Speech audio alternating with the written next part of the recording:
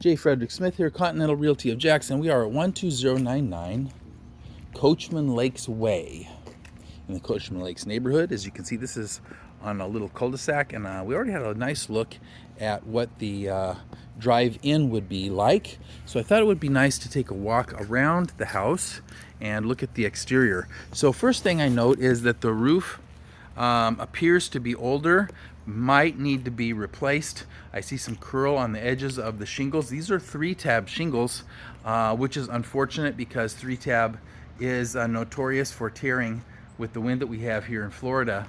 And I do see some damage. If we look right up here towards the top, you can see that there is some missing shingles up there. Probably if there are some in that place, there's others as well, although it's hard to tell actually by looking from the front, but we'll have a look around the back as well. This is stucco outside, and this house is on a slab, which is nice. We've got a big picture window here. The transom, half dome transom window above that has some dirt or something on it. Not really sure what that is. Actually, it looks like some kind of a dirt or a stain. And I also see what appears to be some staining around the top of that half round as well. It might have been like wasp nests or something there that need to be cleaned off. The stucco looks like it's in good shape all the way down to the ground. The entryway does look nice. Just a little cleanup. I do see one thing though, and that is that that half round window is pretty foggy, and usually that's indicative of some moisture getting in between, the seal breaking and moisture getting in between there. So that window might need to be replaced in order for it to clear up if you wanted that. The other windows look okay, and let's just go ahead and see what we've got here. We'll just go around to this side. It looks like there's a gate. I don't know if that gate is going to be open, but we're going to find out. We're going to see if we can get into the back. So stucco in the front, and what we've got here as soon as we get past the front is hardy board siding, which is a cement fiber board siding. This has been nailed down, which is okay.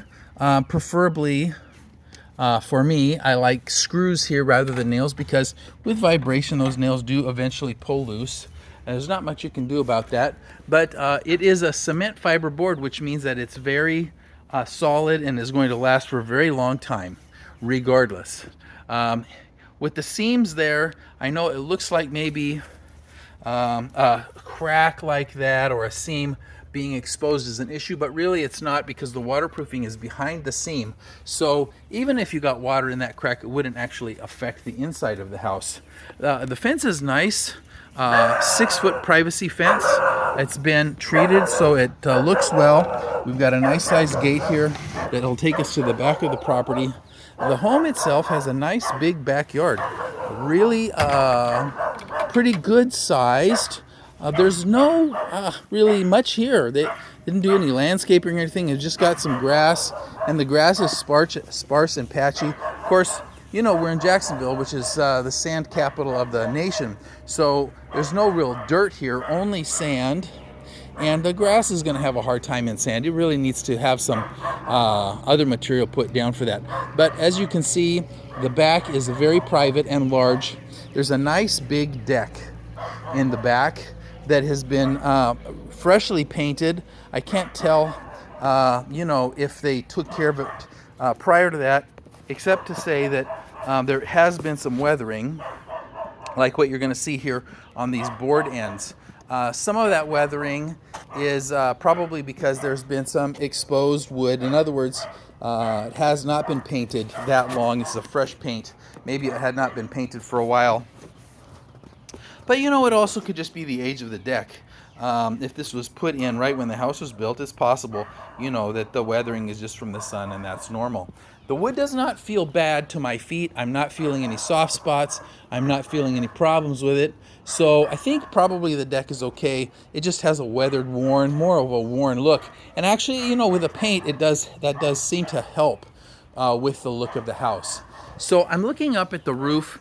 I noticed in the front that there was some loose shingles, but I'm not seeing any of that in the back here. Although I will say, you know, regardless, you really need to get a roof inspection to have it checked out to make sure that there's not going to be any problem. The covered area in the back has a ceiling fan and a couple of speakers for music or whatever you'd like. The ceiling fan is nice if you're sitting down there and on a day where there isn't very much of a breeze, which is actually kind of unusual in Jacksonville. Windows are all double pane vinyl windows. All the screens appear to be in. The trim around the windows has got some wear, and the paint has definitely got some wear. It really probably needs to be painted and recalked. I can see the caulk there, although the caulk lines aren't very pretty. There's a lot of, it's a kind of a mold. That dark color there is a kind of a mold that goes on there. Really, this should be scraped out and some new caulk put in that is the mold and moss resistant stuff. The soffits, which is this space underneath the edge of the roof, all look nice, and the fascia, which is the front leading edge of the roof, also looks nice and clean, and I don't see any problems. That all looks good. The ceiling height here in the this back deck area is probably 10 feet, and I like that a lot. It really feels nice and open and spacious. The ceiling fan, however, as much as I like the fact that there's a fan here, needs to be replaced. It is so rusty and terrible looking that I don't even know how the thing is running. I mean, it is. I've never in my life seen a ceiling fan that rusty. I just can't begin to explain, what that looks like. I don't know if you can see it in the video very well with the blades turning, but wow, come on, you guys. That needs a paint job in the worst possible way. We're going to go ahead and continue around the other side of the house here. Oh, by the way, the deck is lit by these little solar-powered deck lights. They don't give off very much light, but it's enough for you to be able to see the post when you're walking out here. Not really enough to be able to, light the area up, but at least you can see the posts. Looks like they've got some kind of a security system, because we've got a camera that's out here. Also, I think that camera is powered with a battery that is also a solar battery. And then there is a bigger light that's right here in the middle to drop a nice amount of glow down on the deck when you're out here at night. So there's one big tree left on the back part of this property. As we get over to the far side here, I should say, actually, there's 3 big trees. I thought it was just one, but there's 2 others. And this side of the house over here is about the same as the other side as far as the way it looks, the condition of the windows. But let's just back up a little here and take a look at the roof. Now, I see a single compressor for AC, so that means 1 furnace. As long as that's a big furnace, that's okay for this size of house. Sometimes I'll see 2. But 1 should be enough as long as it's a big furnace. Now, if you look at the roof, there's a lot of dark streaks. You can see also places where the edges have curled up on the shingles.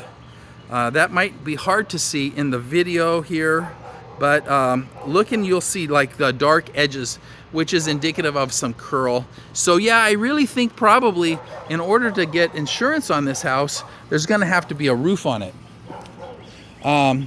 Definitely something to consider. Now, with that said, I am not on the roof. I am not inspecting that roof. I'm not doing wind mitigation on that roof. So really, just take that under advisement and then let the inspector decide what the real situation is. One last thing I want to just go out and look at here is this other gate. So at the very back of the yard, there is another gate that leads out. And I just want to take a quick peek over the top of that gate to see where this goes to, because it looks like it's a big open space. Yeah.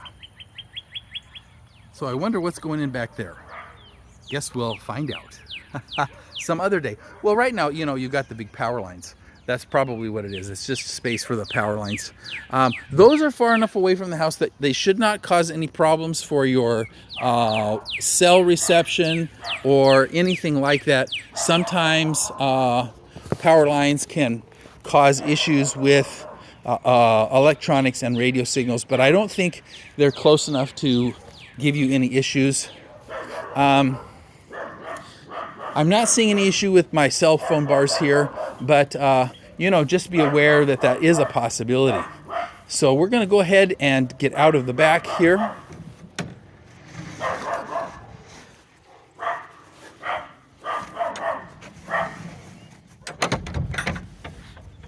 And then we're heading to the front door, and then we're going to go ahead and have a nice walk around through the inside of the house and take a look at most of it. I'm not sure if we'll get into the garage, but we'll see. And then that should give you a nice view of the entire property. And so let's go ahead and get inside. We got the front door here, a nice blue front door here. We'll go ahead and get inside, and I'll see you in just a moment.